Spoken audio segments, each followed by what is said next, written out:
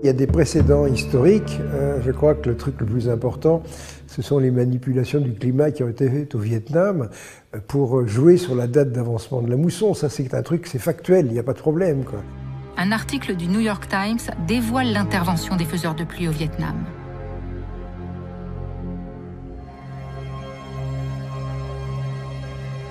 Le Congrès nomme une commission d'enquête.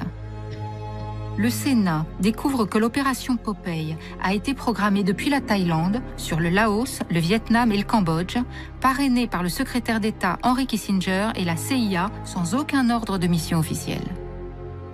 La modification de la météo devait permettre d'embourber les routes, de favoriser les glissements de terrain, de noyer les passages de rivières et de conserver la boue au-delà de la saison habituelle. Personne ne remet ça en cause. Il y a même les auteurs de ces choses-là qui ont témoigné. Et à cette époque-là, et peut-être encore maintenant, ça implique surtout d'avoir une bonne connaissance de la météo. Et à partir du moment où on connaît bien les mécanismes météorologiques, bien on agit en mettant des substances qui gênent l'apport d'énergie du soleil dans les couches atmosphériques. Et à ce moment-là, on crée des déséquilibres, on crée des inondations, etc. On fait ce qu'on veut, c'est tout. Quand on sait bien où agir et aux bons endroits. Moi, j'ai été énormément lié à l'armée, c'est-à-dire que tout ce que je faisais, il y avait du secret défense à tous les coins de rue, quoi. Et je voyais un petit peu ces gens grouiller. Les grands manipulateurs du climat, potentiellement, sont les militaires. Le point de départ, c'est qu'on a beaucoup de mal à communiquer par radio avec les sous-marins. Pourquoi? Parce qu'il y a une couche d'eau entre les sous-marins et les ondes électromagnétiques. Et ces ondes électromagnétiques, elles ont une profondeur de pénétration qui dépend de leur fréquence. Et pour arriver à communiquer avec les sous-marins, il faut des très basses fréquences. Et les très basses fréquences, ça se fait des très grandes antennes. Alors par exemple, je crois qu'en France, on doit avoir une installation qui doit être sur un plateau au sud, on voit des très très grandes antennes comme ça, qui permettent de faire ces très très basses fréquences, qui à ce moment-là arrivent à franchir les masses liquides et à toucher le sous-marin. Bon.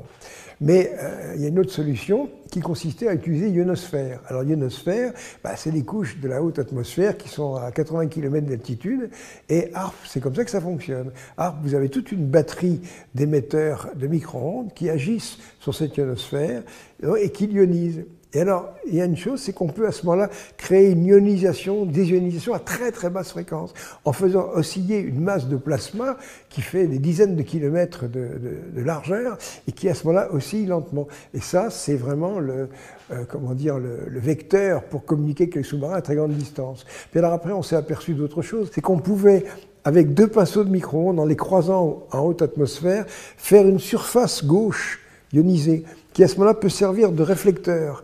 C'est-à-dire qu'à ce moment-là, on ne voit rien, puisque c'est simplement du plasma. On crée des miroirs, et à ce moment-là, les ondes électromagnétiques peuvent se réfléchir, ce qui permet à ce moment-là à un pays de communiquer par radio avec un sous-marin qui est aux antipodes. C'est merveilleux. Bon. Alors ça, c'est le point de départ de HARP. Les Russes ont la même chose. Tout ça, c'est assez classique. HARP est décrit comme un outil d'énergie, propulsant des clusters d'électrons vers la haute atmosphère. Sura, son pendant russe, aurait été initié en 1983 par le ministère de la Défense soviétique pour étudier le comportement de la ionosphère lorsqu'elle est soumise à des tirs d'électrons, afin d'émettre à très basse fréquence, notamment pour communiquer avec les sous-marins. Tout comme HARP, Sura est un champ immense d'antennes tournées vers le ciel, un envoi massif d'ondes courtes, expérimentation qui, au demeurant, augmenterait le phénomène des aurores boréales. Ne semblant pas sans risque, cette modification du comportement de la ionosphère serait comme une porte ouverte vers des dérèglements climatiques de tout ordre. D'ailleurs, presque tous les continents ont développé des plateformes expérimentales similaires. En Europe, l'AISCA, située en Finlande près d'Andersal, regroupe la France, l'Allemagne, le Royaume-Uni, la Finlande, la Norvège et la Suède. Il y a également une plateforme à Murada, au-dessus d'Osaka, au Japon. Ces multiples centres de tir de high energy donnent à penser que la possibilité d'influencer le climat n'est pas un leurre. Alors après, est-ce qu'on peut faire autre chose avec HARP? Mais en fait, justement, en agissant avec ces micro-ondes, on peut créer des fenêtres dans la haute atmosphère. Et c'est là que la clé, disons, l'arme météorologique, ça consiste, dans une région du globe, à créer une région chaude et une région froide. À un endroit, vous allez mettre un écran en dispersant des particules qui fait que la chaleur du soleil arrive moins, donc vous allez baisser en température. Et de l'autre côté, au contraire, avec des micro-ondes, vous allez au contraire faire un trou dans la haute atmosphère. Et ce genre de choses-là, ce sont des armes qui vont mettre plusieurs jours à démarrer. C'est-à-dire que si on fait une chose comme ça, ça ne va pas être instantané, on n'appuie pas sur la détente, on dit boum, il va se passer ceci. Non, mais simplement, en injectant de l'énergie, pas tellement d'un côté et en occultant de l'autre, ben on arrive à fabriquer ces différences de pression, de différences de température, puis à ce moment-là, il y a un règlement de compte terrible. À ce moment-là, on fait ces fameuses tempêtes, tout d'un coup, où il y a des vents à 200 km/h, on ne sait pas d'où ça sort. Et ça, on est capable de faire ça. Et ça, c'est expérimenté, à mon avis, c'est une certitude. Les nanoparticules, par définition, elles sont toutes petites. Alors c'est intéressant parce que quand on disperse des particules dans la haute atmosphère, ben elles tombent. Alors elles ne tombent pas vite. Disons que ces particules-là, elles vont tomber à quelques centimètres par seconde. Tandis que si c'est des nanoparticules, la vitesse de chute devient inappréciable. On arrive à quelque chose de beaucoup plus permanent. Alors déjà, le fait que les particules soient toutes petites, c'est intéressant. Bon, ces particules, elles peuvent aussi être des récepteurs pour ces micro-ondes. Donc on peut coupler cette histoire plus ces nanoparticules. Après, le fait que elles vont se mélanger à notre nourriture, enfin bon, il y aura des effets. Ce sont des retombées, c'est ce qu'on appellerait les effets collatéraux, quoi. Oui. Il y a une chose, par exemple, c'est que mettre des substances dans la haute atmosphère, c'est aussi une façon de permettre d'avoir des réceptions radio au-delà de l'horizon. Vous savez, quand on a des récepteurs radio ou radars, tout ça, c'est limité par la courbure de la Terre. Bon, tout d'un coup, si des gens disent, vous savez, si je mets des substances à tel endroit, on va gagner 500 km. Faisons-le. Oui, mais ces substances, ça va faire des problèmes de santé. Alors là, on s'en fout. Les expérimentations nucléaires qu'on a fait à Mururoa, c'est épouvantable ce qu'on a fait. On a foutu la Polynésie en l'air, on a créé des cancers. Un jour, il y a eu une explosion à Mururoa, et vraiment les vents dominants ont emmené le nuage sur des îles au sud-ouest qui ont été très touchées. Eh bien, les médecins sont allés mettre leur compteur GGR sur les salades, et ça crépitait de tous les côtés. On n'a rien dit aux populations, pour ne pas créer la panique. Vous voyez, on n'a rien dit. Alors il y a des bouquins là-dessus, c'est documenté. Non, mais je veux dire, moi je trouve ça choquant, c'est ce cynisme de la technologie militaire, c'est pas possible. Quand est-ce qu'on va avoir des armes à micro-ondes pour contrôler les foules, crowd control, contrôler les foules? Alors les armes sismiques, ça c'est un sujet extrêmement intéressant. Et pour moi ça débute en 1983. En 1983, je me rends à Chicago à un colloque de magnéto-hydrodynamique. Puis à l'époque, je ne sais pas ce qui se passait, mais les Américains étaient peu présents, surtout il y avait des Russes. Et je rencontre des Russes et je vois ce qu'on appelle un générateur de Pavlovsky. Les Russes sont des champions dans cette magnéto-hydrodynamique et ils ont étudié des générateurs qui sont couplés à des propulseurs à poudre. Alors, ils sont d'ailleurs transportables, on peut en mettre 2 énormes comme ça sur un camion. C'est des objets qui font, je sais pas, 2,50 m de diamètre sur 10-15 mètres de long, et ça fonctionne pendant un temps limité, pendant quelques dizaines de secondes, 1 minute, 2 minutes.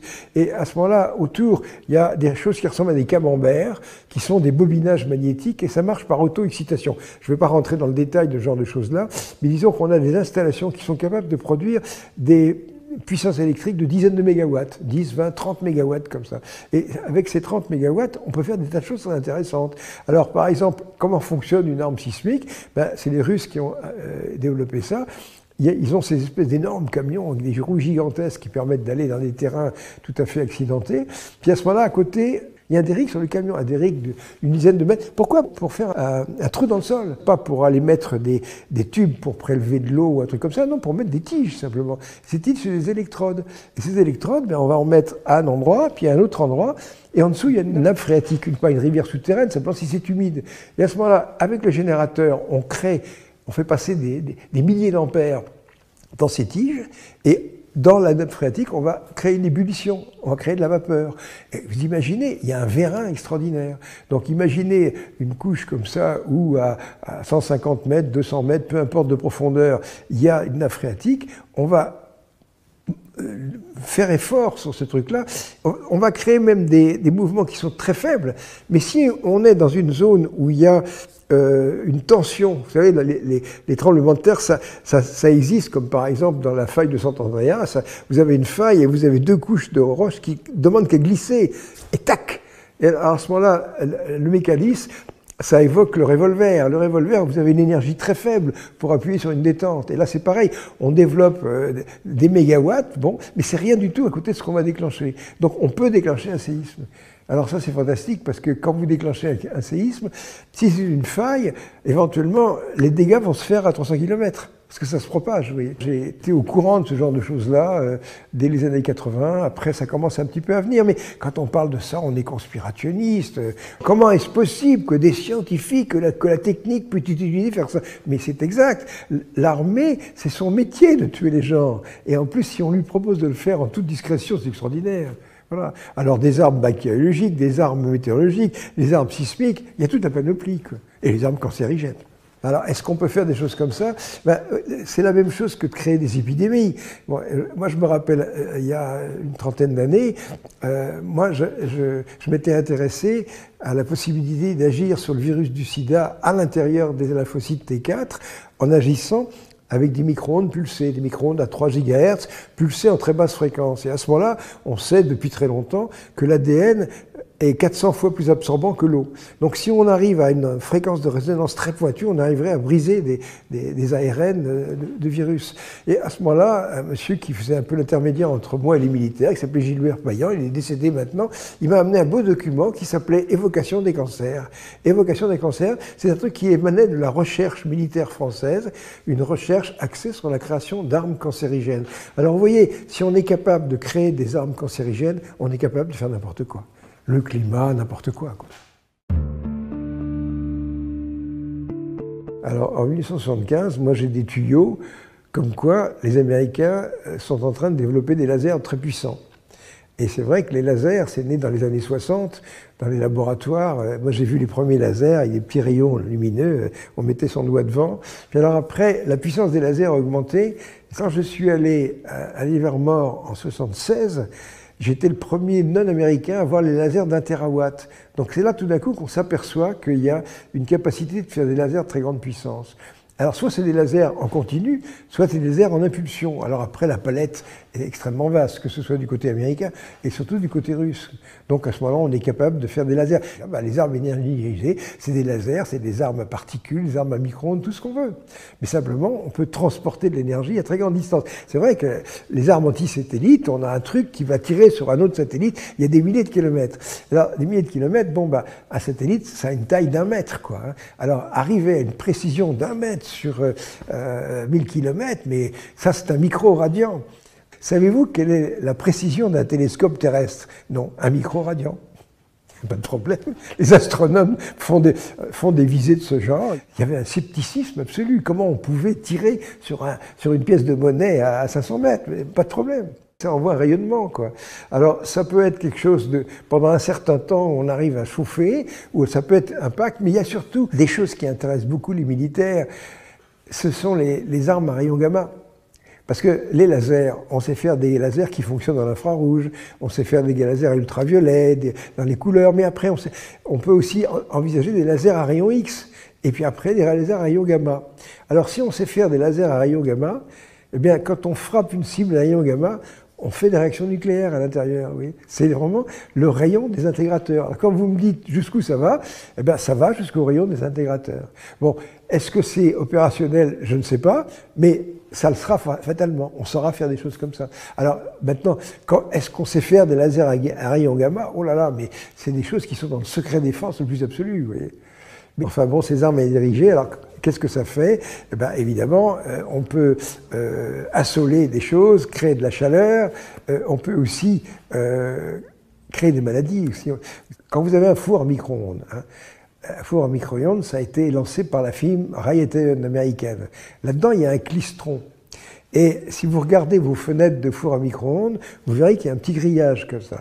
Et ça, c'est une cage de Faraday. C'est-à-dire que les mailles font à peu près 1 millimètre, et c'est la longueur d'onde. Et le klystron qui se trouve à l'intérieur, je me rappelle à un moment, on avait envisagé d'utiliser ce type de klystron pour insoler des végétaux, pour voir si on n'arrivait pas à faire des manips avec ça. Et quand on a commencé à faire ça, il y a un spécialiste qui m'a dit, Jean-Pierre, attention, vous avez désossé un four à micro-ondes, vous avez sorti le klystron, mais vous ne vous rendez pas compte de ce qui va vous arriver. Quand on prend un émetteur à micro-ondes, il y a une fenêtre d'émission, mais il y a des lobes secondaires. Vous voyez, quand on a fait les premiers radars, on avait une antenne radar et on envoyait le faisceau radar. Et puis, où est-ce qu'on mettait l'opérateur? Derrière. Et puis un jour, on s'est aperçu que ces gens-là, ils tombaient malades, qu'ils avaient des cancers. Pourquoi? Parce qu'ils ramassaient le lobe latéral. Donc maintenant, quand on fait marcher un radar, il n'est pas question de se mettre à côté. L'opérateur, il est à 500 mètres. Vous voyez. Donc, quand vous prenez ces micro-ondes, déjà, vous avez une chose aussi, c'est que vous avez une petite rouellette, vous voyez, qui dispatche votre micro-ondes. Autrement dit, vous faites des micro-ondes pulsées. Et ça, c'est cancérigène. Évidemment, on peut chauffer, on peut créer des incendies, on peut faire ce qu'on veut. Détruire des systèmes électroniques. Donc ça, c'est l'arme qu'on va utiliser contre les ogives, pour essayer de griller leur mécanisme d'explosion. Des choses comme ça. Et quant à la source d'énergie primaire, ça peut être des bombes atomiques. Il y a des systèmes laser dans lesquels la source d'énergie, c'est une bombe A. Vous imaginez la puissance. Et là, ce sont des coups de laser à rayons X. Non, la science-fiction, elle est là. Quant à la mentalité des gens qui l'utilisent, il n'y a aucune limite. C'est l'armée. Il n'y a pas de réglementation pour l'armée. Mais quand vous rencontrez des gens comme ça, c'est normal. C'est dans l'intérêt supérieur du pays. Il faut se dépêcher d'avoir ces armes avant que les autres ne les aient. On a une quantité de mégatonnes sur la tête qui est complètement délirante. Et en plus, nos dirigeants ne sont pas plus malins qu'il y a 50 ans, plutôt pire. Donc, autrement dit, la question, c'est on n'a plus jamais fait d'explosion nucléaire depuis 20 ans. Est-ce que vous y croyez? Alors, à ce moment-là, il y a une solution qui consiste à faire des essais nucléaires souterrains discrets. Les militaires se donnent tous les droits. Donc si vraiment il y a eu des essais nucléaires souterrains à cet endroit-là, c'est un terrain qui est calcaire. Donc autrement dit, quand on a des expériences nucléaires souterraines comme ça, il reste les déchets. Et après, il va y avoir des fissurations. Il faut absolument qu'on soit en pointe au point de vue des essais nucléaires souterrains. Alors comment est-ce qu'on fait des essais nucléaires souterrains furtifs? C'est très simple. Vous prenez un local qui est un peu plus grand que votre studio, là, 20-30 mètres de diamètre, puis vous avez votre explosif nucléaire au centre, et à la paroi, vous mettez des couches d'amortissement, et quand vous faites des explosions de ce genre, disons que ça vous fait des séismes de magnitude 3, c'est-à-dire que ce n'est pas plus bruyant que des tirs de mine. Parce que quand vous êtes dans une mine et que vous extrayez du charbon, vous avez un couloir, vous faites des trous et vous faites péter 500 kg d'explosifs. Et 500 kg d'explosifs qui explosent, ça a la même signature sismique qu'une bombe. On dit, c'est des tirs de mine. Et on ne fait pas la différence. Que ce truc-là ait des retombées graves, que ça puisse polluer, ils s'en foutent. Mais ça, les Français, j'ai envie de dire, vous ne savez pas tout ce qu'on fait derrière votre dos. Moi, je pense quand même qu'il faut une énergie phénoménale pour faire un tsunami. Fin 2018 ou début 2019, Poutine a fait un discours en disant que les Russes, pour ne pas se lancer dans les armes antimissiles américaines, parce que quand George Bush a dénoncé les accords SALT, ils se sont dit, on va faire comme a fait papa, c'est-à-dire qu'on va pousser les Russes à faire une surenchère, à développer des trucs, donc ils ne vont pas s'en sortir. Donc Poutine, à ce moment-là, a dit, puisque vous ne voulez pas revenir sur ces accords, nous, on va développer des armes catastrophiques. Alors, au lieu d'avoir autant de fusées balistiques que l'autre, on va faire des trucs imparables.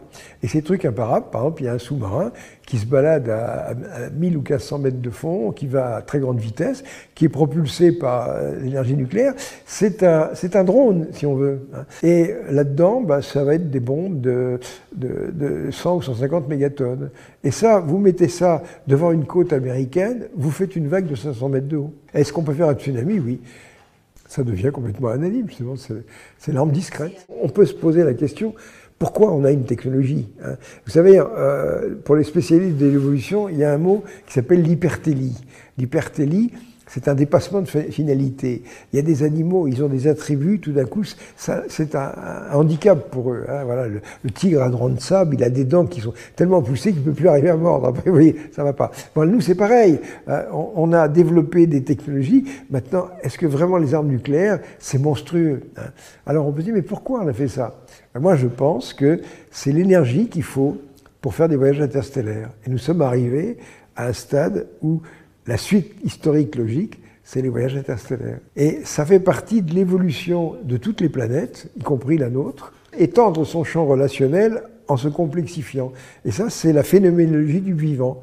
Depuis la première bactérie, on devient de plus en plus compliqué, on étend le champ relationnel. Et là, actuellement, pour la Terre, on peut prendre son portable et appeler les antipodes. Donc ça y est, on a fait le tour.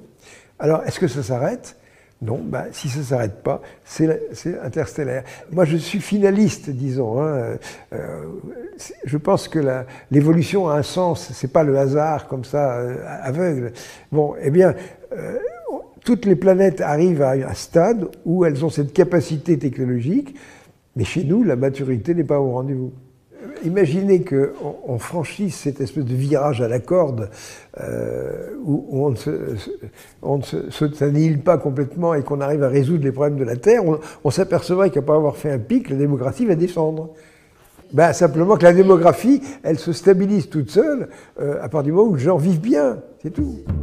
Il y a une foultitude de solutions.